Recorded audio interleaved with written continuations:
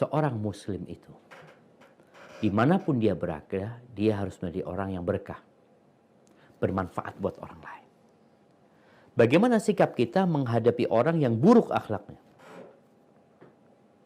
Rasulullah SAW pernah suatu hari ada orang yang meminta izin untuk masuk ke rumahnya Nabi SAW. Ketika orang itu masih di luar, Nabi mengatakan, bi'sa akhul ashirah. Ini orang buruk sekali. Artinya saudara yang paling buruk nih, orang yang datang. Ketika orang itu masuk, Nabi lembut sama dia, ramah sama dia, ngomongnya enak. Setelah orang itu pergi, Aisyah heran, ya Rasulullah, tadi sebelum dia masuk, engkau mengatakan ucapan itu. Tapi setelah dia masuk, engkau malah berlemah lembut sama dia. Maka Nabi menyebutkan bahwasanya Allah itu gak suka dengan orang yang kotor omongannya, yang buruk ucapannya. Maka Nabi berusaha memperbaiki orang ini dengan akhlak yang mulia. Artinya keburukan orang itu tidak dibalas dengan keburukan. Tapi bagaimana diperbaiki orang ini. Dengan kita berlemah lembut sama dia, memberikan nasihat kepada dia supaya dia berubah. Kalau bicara atasan kita, gimana kita ngerubah atasan kita, Ustaz? Sedangkan kita mau ngomong sama dia dimarah-marahin umpamanya. Maka tugas kita, kita yang berakhlak mulia. Balaslah keburukan mereka dengan kebaikan.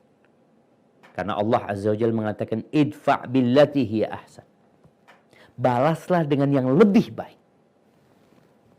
Bukan dibalas dengan keburukan.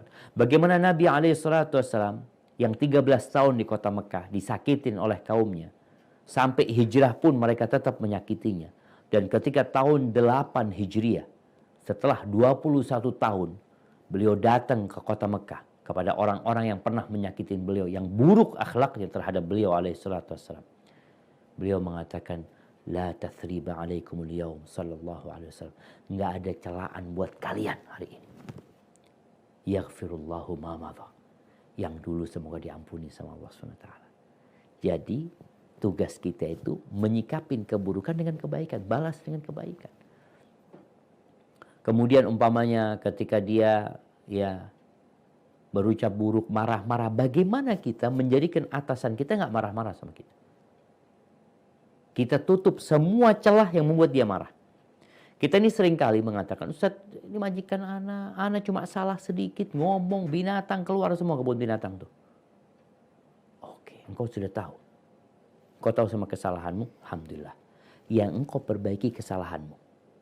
Supaya ini bos nggak keluar lagi tuh kebun binatang dari mulutnya. Ini salah satu cara. Kemudian setelah itu, kita bicara akidah tadi, memperbaiki akidah. Gimana bos ini akidahnya jadi baik? Supaya berdampak kepada akhlak dan perilakunya. Keluarga kita juga seperti itu. Nah, perlu ada pengkajian tentang akidah. Tentang tauhid. Mungkin ngaji tentang surat-surat pendek di juz amma ya.